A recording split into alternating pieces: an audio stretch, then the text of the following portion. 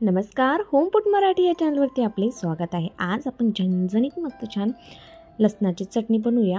चला तर रेसिपीला सुरुवात करूया। सुरुवातीला बघा मी कढईमध्ये 2 चम्मच मी जिरं घातलेलं आहे। जिरं आता छान आपण मस्त भाजून घेऊया। 1 ते 2 मिनिटं छान जिरं फुललं की आपण एका डिशमध्ये काढून घेऊया। जिरं घातल्याने आपल्या चटणीची चव खूप छान येते। बघा जिरं भाजून झालेलं आहे ते सुद्धा आपण काढून घेऊया। त्यानंतर बघा मी 2 लसणाचे काटे सोलून घेतलेले आहे, कारण की जी चटणी आहे ती भरपूर प्रमाणात मला करायची आहे।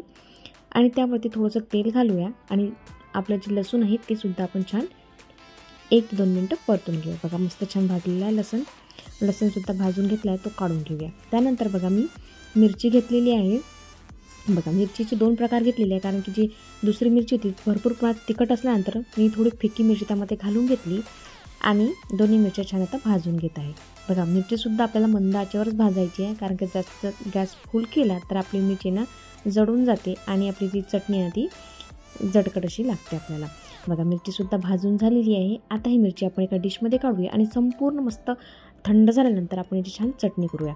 थंड झाल्यानंतर चटणी केल्यानंतर आपली चटणीसुद्धा मस्त छान कुरकुरीत होते आणि भरपूर दिवस छान राहते।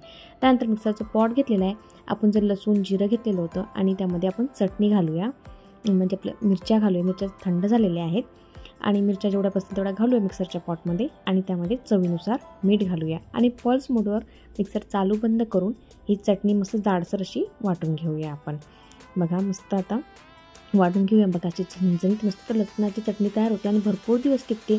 अशा पद्धतीची झणझणीत चटणी तुम्ही नक्की बनवून ठेवा, जेवणाची मस्त चव वाढेल। तुम्हाला जर माझी रेसिपी आवडली असेल तर व्हिडिओला लाईक आणि चॅनलला सबस्क्राईब करायला विसरू नका आणि कमेंटद्वारे नक्की कळवा की तुम्हाला माझी रेसिपी कशी वाटली आणि एकदा रेसिपी नक्की ट्राय करून बघा।